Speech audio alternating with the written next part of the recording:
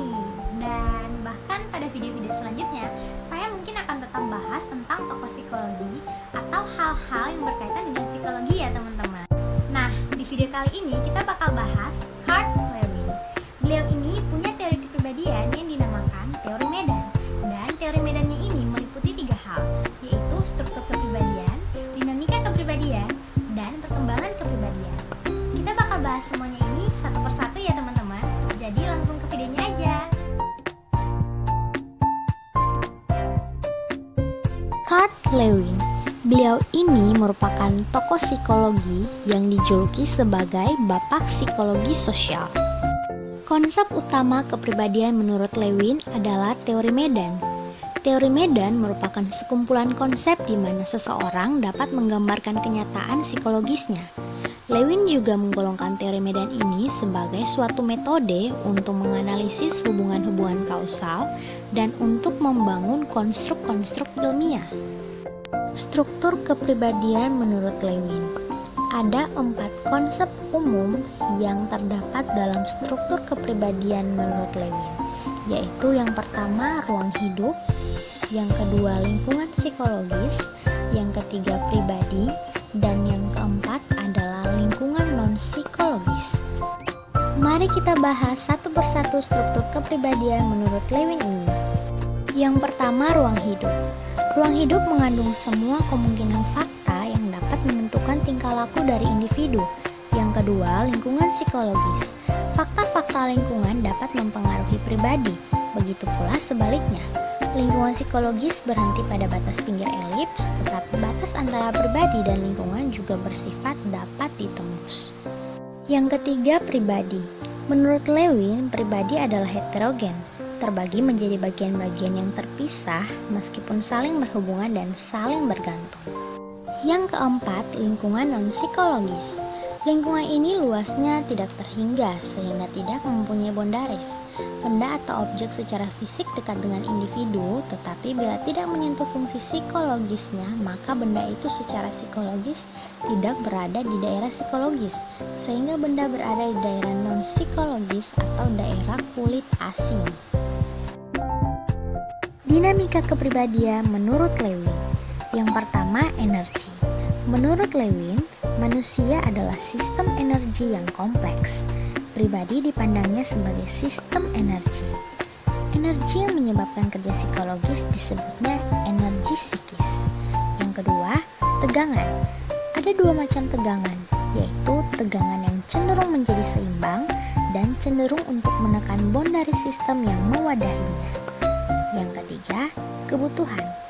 Menurut Lewin, kebutuhan itu mencakup pengertian motif, keinginan, dan dorongan. Menurut Lewin, kebutuhan ada yang bersifat spesifik yang jumlahnya tak terhingga, sebanyak keinginan spesifik manusia. Contohnya seperti haus, lapar, menginginkan suatu benda seperti baju, rumah, atau keinginan mengerjakan sesuatu seperti bermain dan sebagainya. Yang keempat adalah tindakan. Di dalam tindakan dibutuhkan 2 konsep, yaitu valensi dan vektor, untuk menghubungkan motivasi di pribadi dalam dengan tindakan yang bertujuan di daerah lingkungan psikologis. Valensi merupakan nilai region dari lingkungan psikologis bagi pribadi. Region dengan valensi positif dapat mengurangi tegangan pribadi, akan tetapi region dengan valensi negatif dapat meningkatkan tegangan pribadi atau rasa takut. Sedangkan vektor adalah tingkah laku atau gerak seseorang yang akan terjadi jika ada kekuatan yang cukup untuk mendorongnya. Contohnya, bila ada region yang positif, misalnya makanan yang telah disiapkan, maka vektor akan menggerakkan orang tersebut untuk mendekati. Sementara apabila region yang negatif, misalnya anjing galak, maka vektor akan menggerakkan orang tersebut untuk menjauhi region itu. Kemudian yang terakhir adalah lokomosi. Lokomosi adalah perpindahan lingkaran pribadi. Pribadi berpindah ke region yang menyediakan pemuasan kebutuhan pribadi dalam atau menjauhi region yang menimbulkan tegangan pribadi dalam. Lokomosi ini bisa berupa gerak fisik atau perubahan fokus perhatian. Perkembangan kepribadian menurut Rogers. Yang pertama, diferensiasi. Diferensiasi artinya semakin bertambah usia, maka region-region dalam pribadi seseorang akan semakin bertambah. Begitu pula dengan kecakapan-kecakapan atau keterampilannya. Misalnya, orang dewasa lebih pandai menyembunyikan isi hatinya daripada anak-anak. Region anak lebih mudah ditembus.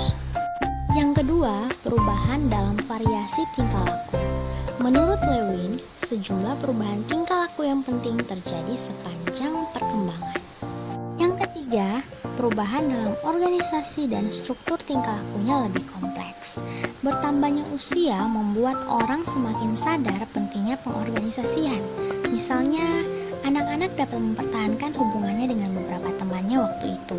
Semakin dewasa, mereka akan berinteraksi dengan semakin banyak orang dalam berbagai kelompok. Nah, dari situ dibutuhkanlah suatu sistematik. Harus berbuat apa ketika berhubungan dengan orang dalam kelompok yang mana. Yang keempat, bertambah luasnya arena aktivitas individu. Contohnya, anak kecil terikat oleh masa kini, sedangkan orang dewasa terikat oleh masa kini, masa lampau, dan masa depan. Yang terakhir adalah perubahan dalam realitas. Artinya, dapat membedakan mana yang hayal dan mana yang nyata, serta pola berpikir lebih meningkat. Contohnya, pola berpikir asosiasi menjadi pola berpikir yang abstrak. Sekian yang dapat saya sampaikan. Semoga bermanfaat ya. Terima kasih semua.